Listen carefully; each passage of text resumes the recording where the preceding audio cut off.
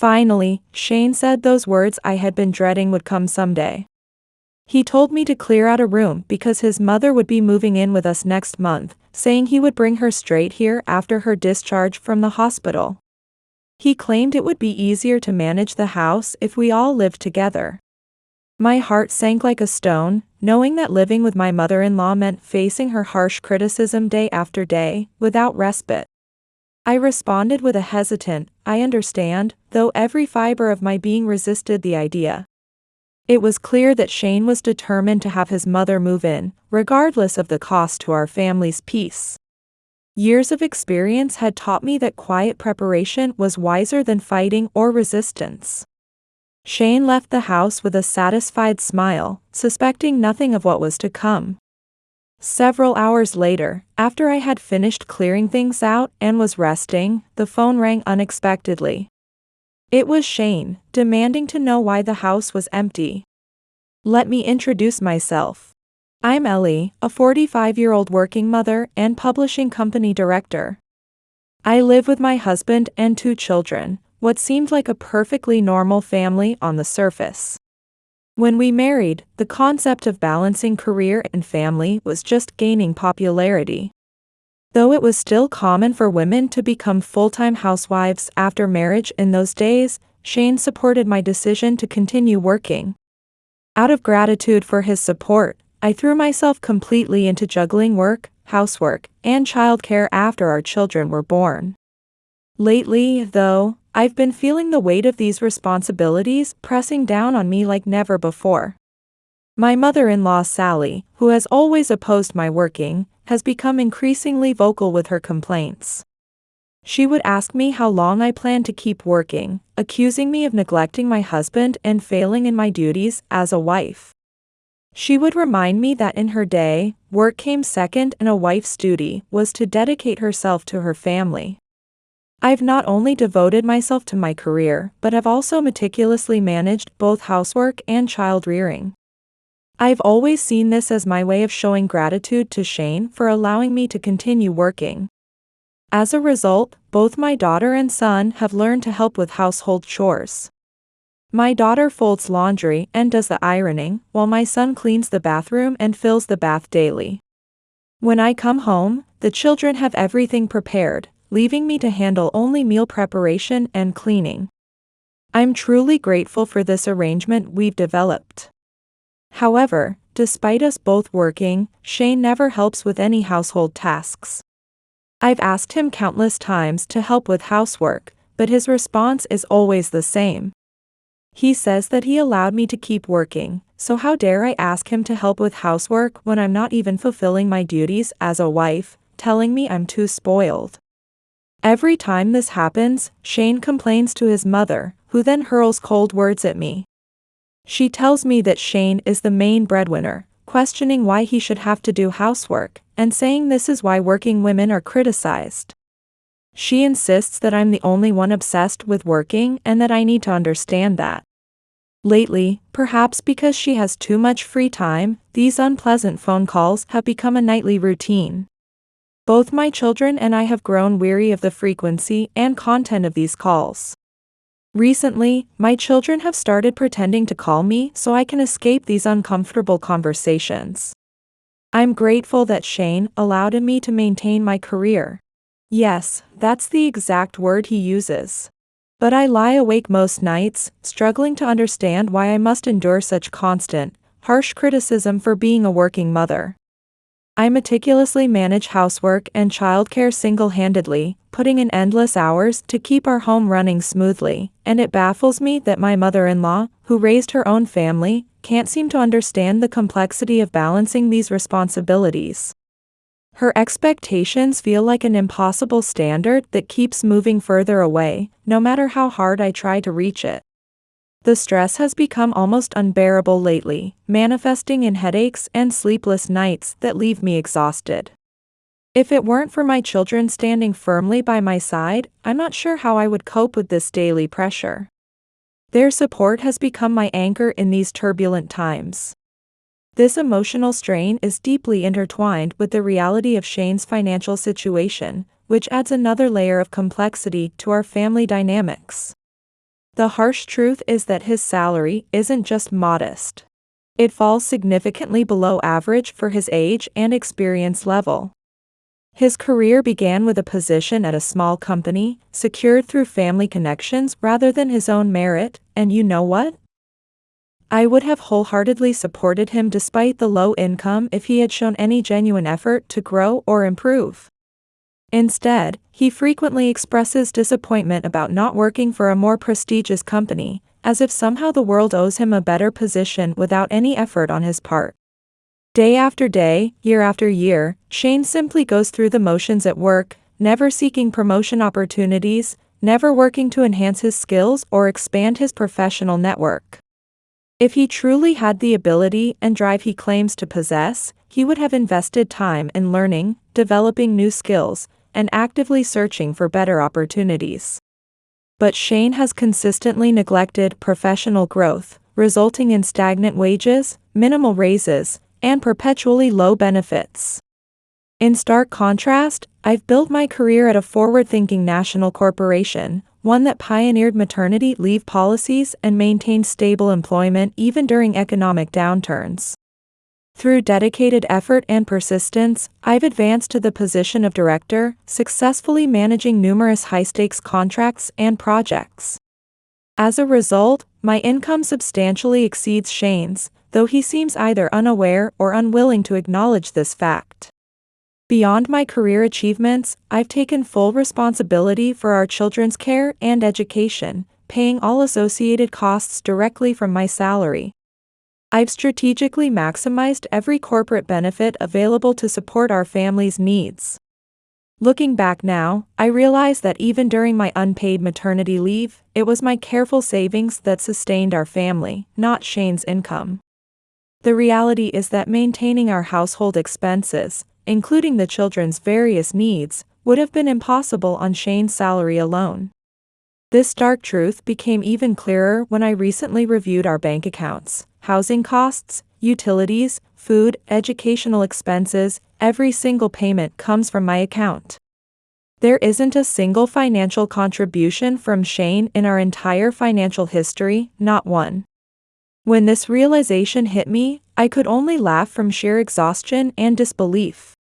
While I've handled all our family's expenses, Shane's entire salary goes to funding his personal hobbies and supporting his mother.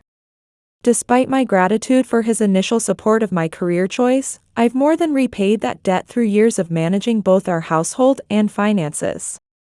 The current situation has become absurd. I shoulder all living expenses while Shane freely spends his income as he pleases. As the primary financial provider, I am undoubtedly the true foundation of our family's stability. My financial support enables Shane's lifestyle, yet he continues to claim he's the family's provider, often telling me I can leave if I'm dissatisfied. His delusional claims leave me wondering what reality he's living in. Perhaps he truly believes he's managing our household while spending his salary freely. The disconnect between his perception and reality is utterly bewildering. Sometimes I contemplate taking our children and leaving, cutting off the financial support that he takes for granted, or confronting him with our bank statements and demanding he leave. But I know that if I challenge his self-image as the family's provider, he'll simply complain to his mother, spinning the story to maintain his facade. I often wonder if his mother understands or even knows about the vast difference in our incomes. The truth gnawed at me like a persistent ache. There was no way my mother-in-law knew about our financial reality. Each of her sarcastic remarks felt like a knife twisted in ignorance. If she knew the truth, such words could never leave her lips. In her mind, I could see the perfect image she'd built of her son. The magnificent provider, the generous husband who allowed his wife to work, like some kind of benevolent king granting a favor. Sometimes, lying awake at night, I'd imagine her face if she ever learned the truth about our income disparity. Would her carefully constructed world crumble around her? Perhaps she'd turn against her precious son and suddenly see me in a different light, though the thought of such family drama made my stomach churn. The weight of their constant criticism felt like a heavy blanket, suffocating me slowly, and in my darker moments, I found myself wondering what would become of them if I simply walked away.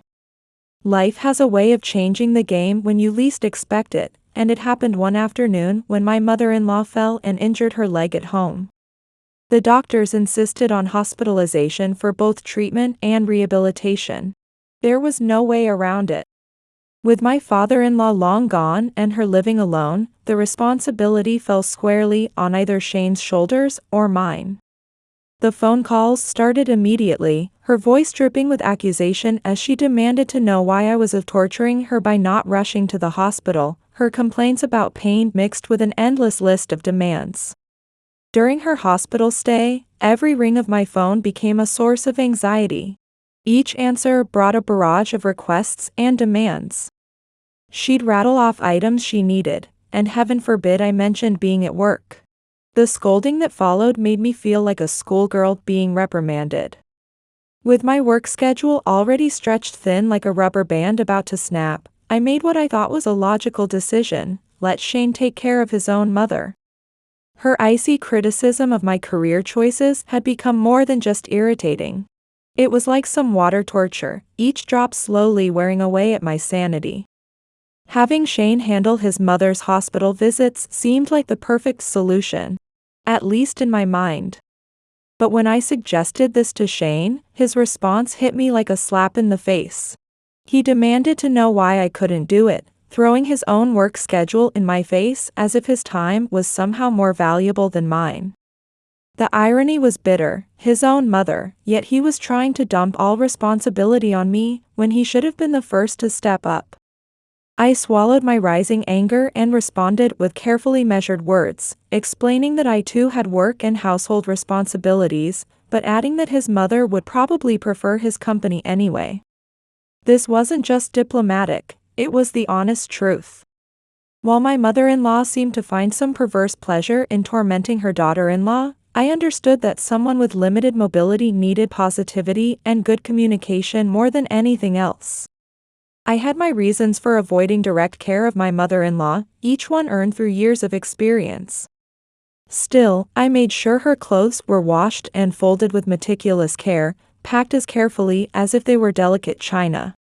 When shopping requests came, I treated each item on her list like a sacred mission, ensuring everything was exactly to her specifications. Let Shane take the credit. I didn't care about the glory, only the peace that came with distance. Even if criticism found its way to me, avoiding her direct sarcasm became my primary survival strategy. To my relief, my prediction played out like a well-rehearsed script. Each day, my mother-in-law's face would light up at the sight of her son. The joy of being cared for by her beloved boy seemed to transform her entirely. Having her precious son by her side brought out a happiness in her that overshadowed her usual need for sarcastic remarks. Her evenings now revolved around waiting for Shane's visits after work, their conversations becoming the highlight of her day. Shopping lists went directly to Shane now, cutting me out of the loop entirely. Since entering the hospital, I had become invisible to her. Not a single call came my way. Shane, basking in his mother's adoration and feeling like the perfect son, would return home in high spirits. Each night, he'd hand over the laundry and shopping lists without his usual complaints, a small victory in my book. Yes, he grumbled when handling his mother's belongings, but we'd achieved a kind of fragile peace, and I was willing to take what I could get. I had made avoiding my mother-in-law's sarcasm my personal mission, a survival strategy one wasn't about to abandon. In the quiet hours of the night, I'd sometimes whisper into the darkness, a quiet prayer for just a little more peace in our complicated lives. But reality has a way of tempering hope, and I knew deep down that my elderly mother-in-law's injury would cast a long shadow over our future. I watched my mother-in-law's recovery unfold like a tragic play where I already knew the ending. Each day, she grew more dependent, measuring time not by her rehabilitation progress, but by the minutes until Shane's next visit. The therapy sessions became nothing more than a formality, her determination replaced by a childlike anticipation of her son's arrival. I felt a mix of frustration and helplessness watching her strength deteriorate. A completely avoidable outcome if only she'd tried. Like a lovesick teenager, she'd spend her days waiting by the door for Shane's after-work visits, rehabilitation completely forgotten in favor of these precious moments with her son. The way she settled into this dependency was almost disturbing. Like a butterfly willingly returning to its cocoon. Her difficulty walking had become her golden ticket, a perfect excuse to demand more attention and care. The doctors were refreshingly direct with us. Her condition wasn't dire, but her recovery was entirely in her own hands. With dedication and effort, they explained with the patience of saints, she could regain her strength. But Shane, bless his enabling heart, just shrugged it off as old age, and continued to coddle her. Every time he turned to me with that expectant look, saying, "We need to take care of mother, right?" I felt like a mouse caught in a trap with no good way out. The words would stick in my throat, because how do you tell someone their kindness is actually cruelty? Sometimes, in my darker moments, I suspected he was using his mother's condition as ammunition in his ongoing campaign to make me feel guilty about my career. Like a well-trained puppy, Shane had learned to jump at his mother's every whim. While she'd mostly stopped calling me directly. Thank heaven for small mercies. I was still the invisible hand keeping everything running smoothly. The laundry, shopping, snack preparation, all the unglamorous tasks that nobody noticed until they didn't get done. She had masterfully orchestrated this arrangement, where I did all the work while she enjoyed quality time with her precious son. The lack of direct contact was a blessing, but the workload still felt like carrying a boulder uphill. Her shopping lists grew longer by the day, and I often found myself staring at them in disbelief, wondering if she was building a bunker I didn't know about. I understood the need for distractions when you're confined, but this seemed excessive by any standard. Living alone would certainly become more challenging with her limited mobility. A fact I'm sure played heavily in her next calculated move. That's when she played her trump card, delivering her request to Shane with Oscar-worthy vulnerability. "I can barely use my leg. Everything's so difficult now. Please don't leave your mother all alone." Shane, predictable as ever, jumped at the chance to play the hero, volunteering my services as if I were the family's unpaid servant. Just like that, they orchestrated their living arrangements, treating me like a piece of furniture to be rearranged at will. Then came the final blow, delivered with all the sensitivity of a sledgehammer. "Clear out a room. Mother's moving in next month." The moment those words left his mouth, I knew our lives would change as dramatically as a summer storm transforming a peaceful sky. From my mother-in-law's calculating perspective, this arrangement would make her life infinitely more convenient. While they were busy painting their rosy picture of domestic bliss, my mind was already crafting escape routes. My personal workspace, my sanctuary filled with professional documents and research materials, represented more than just a room, it was my lifeline to independence. Now Shane was casually demanding I surrender this space, seemingly oblivious to how this would impact my career and force longer hours at the office. Standing alone before my bookshelves, running my fingers along the spines of volumes that represented years of work, I contemplated the precariousness of my situation. The loss or damage of these materials would be more than inconvenient. It would be catastrophic for my career. Living with my mother-in-law meant these precious resources would be as vulnerable as a lamb among wolves. It sounds melodramatic, like something from a daytime soap opera, but I knew with bone-deep certainty that my books and documents would start mysteriously disappearing. The items she knew mattered most to me would vanish first. Death by 1,000 paper cuts. I could already hear her innocent act if I dared complain. Oh my, I had no idea those were important. "Shane, help me," Ellie's being unreasonable again. Once she moved in, every corner of my home would become hostile territory. The prospect of working under constant criticism felt like watching my sanity slowly erode, like waves wearing away at a cliff. I felt trapped in a maze with no exit signs. Then, like a bolt of lightning illuminating a darkened sky, a solution crystallized in my mind. The simplicity of it almost made me laugh. Why hadn't I seen it before? Dealing with her cold comments and endless demands had exhausted me more thoroughly than I'd realized, like a frog slowly boiling in water. The fog of anxiety and stress began to lift, revealing a path forward as clear as day. Yes, that was it. The answer had been there all along. I whispered to myself, with growing conviction, that there was no reason for me to be the one to leave, and began my preparations with renewed purpose. As time marched forward, the day of my mother-in-law's discharge finally arrived. Shane took the day off, practically bouncing with self-righteous energy from Dawn. When he proudly declared his intention to take proper care of his mother, dismissing all my previous efforts, I smoothly redirected the conversation like a skilled conductor changing the tempo. I surprised him with an unusually generous amount of spending money, suggesting he treat his mother to a special lunch date, playing on her obvious distaste for hospital food and his desire to be the hero of the day.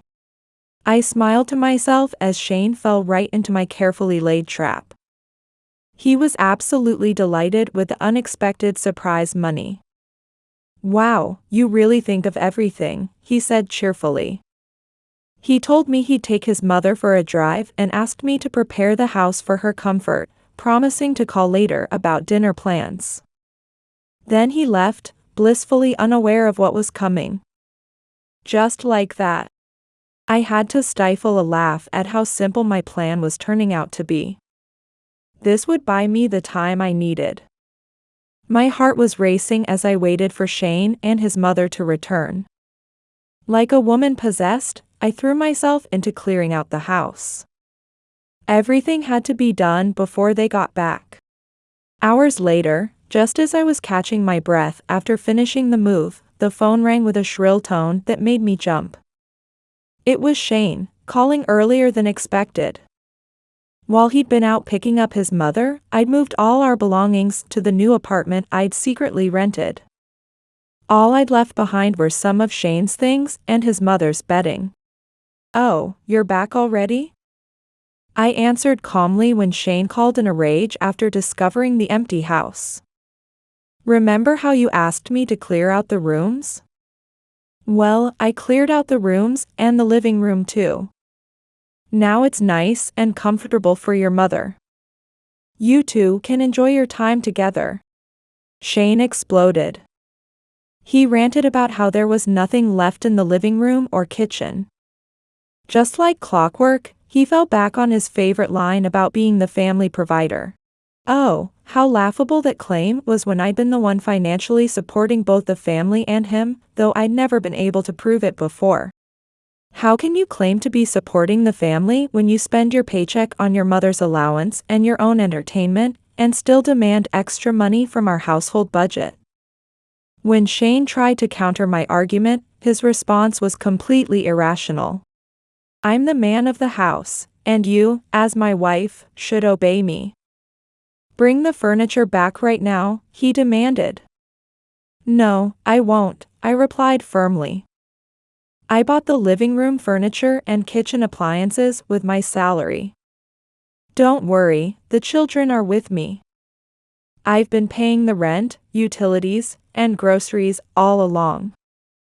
In other words, I've been the backbone of this household. Why did you decide to move your mother in without consulting me? I can't stay with someone who makes unilateral decisions. Now you can manage on your own, just like you wanted."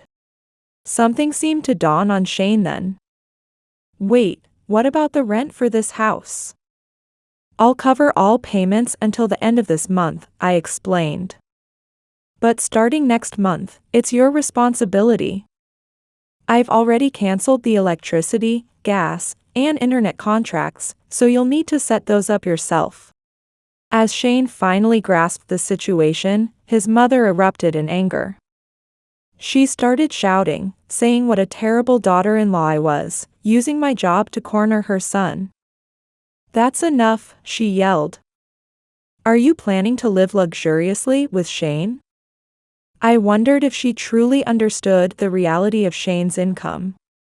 Sure, a luxurious life would be nice, but it would depend entirely on her son's salary. Well, this is. Goodbye, I said coolly. Wait, Ellie. Where are you going? Shane asked, but I hung up and immediately blocked both him and his mother. What happened next was exactly as I'd predicted. With Shane's salary from his dead-end job, there was barely anything left after paying rent and utilities. The house was too big for just the two of them, and Shane and his mother started clashing frequently. What is this? You call this a meal? Don't you care that you're feeding your parents such poor food? His mother would scream. Shut up. If you have complaints, do something yourself. You skip your rehabilitation, refuse to walk, and won't help with housework. You're nothing but a burden. Shane would shoot back. Their life became filled with tension and dissatisfaction. Because she neglected her rehabilitation, his mother's leg strength deteriorated, and she became completely resistant to physical therapy at home. I suspect her inability to move as smoothly as before was causing her significant frustration. The woman who once showed such deep affection for Shane had transformed into someone making irrational demands. It might be early signs of dementia. Their situation was extremely difficult with just her pension. Life would be easier if they moved to a smaller place better suited for two people, but Shane seems incapable of coming up with creative solutions. Since cutting contact with Shane and his mother, I haven't received any messages. After deciding to start a new chapter as a family, the children also blocked Shane and his mother's contact information. Currently, Shane doesn't know where we live and has completely lost any chance of finding us to ask for help. If this situation continues, their living conditions will likely become unsustainable. Thanks to the children's support, I secured a good income and found a lovely apartment where everyone has their own space. The children have their own rooms, and I have a spacious bedroom that doubles as my office. The rent is a bit high, but with the money I'm saving by leaving Shane, I can comfortably afford it. Looking at my children now, my heart fills with joy seeing how they've blossomed since escaping their father's constant belittling of me. Like spring flowers finally freed from frost, they've grown into wonderfully responsible young people, pitching in around the house with genuine enthusiasm, such a stark contrast from the tense atmosphere under their father's critical eye. Every time I witness their natural cooperation and hear their sincere thank yous, tears of relief well up in my eyes, reassuring me that our brave decision to leave was absolutely right. After another fulfilling day at the office, my steps feel light as I head home to our cozy apartment where my precious children await. This simple thought still makes my heart smile. The decision to file for divorce from Shane through my lawyer wasn't easy, but it was necessary for our survival. The irony was bitter. Despite being the one who actually supported the family financially all those years, Shane and his mother had carelessly squandered what little they contributed. When Shane tried to fight the divorce with his usual manipulative excuses, my lawyer's swift dismissal of his arguments felt like chains falling from my wrists. The evidence was clear as day: his abandonment of family responsibilities, financial neglect, and verbal abuse amounted to economic abuse. Any judge would see through his facade. Victory tasted sweet when the court granted me custody, though I made the conscious choice to forego child support and property division. Every penny I'd squirreled away was sacred. It represented my children's future education and dreams. The mere thought of Shane or his mother touching that money made my stomach turn. I'd rather work double shifts than let that happen. Thank heavens the car was in my name and we'd only been renting. I still shudder thinking about the nightmare of property division we avoided. These days, my heart soars knowing I can focus on my career without walking on eggshells, and actually provide my children with opportunities they deserve. The college fund I've built, penny by penny, combined with my steady income, gives me hope that my children's educational dreams won't just be dreams. Each morning, as I apply my lipstick and straighten my shoulders, I whisper, today's another chance to shine, my little ritual of self-encouragement. That evening, as we gathered around our dinner table in our new apartment's living room, the setting sun cast a warm, golden glow that felt like nature's blessing.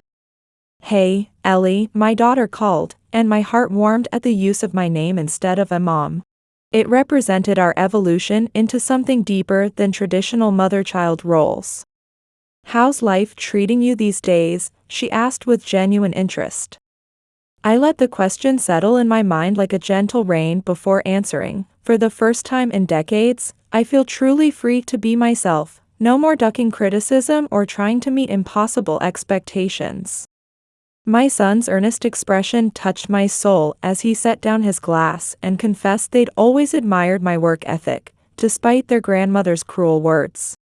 A peaceful smile crossed my face as I remembered the crushing weight of our old life compared to the lightness of being true to ourselves now.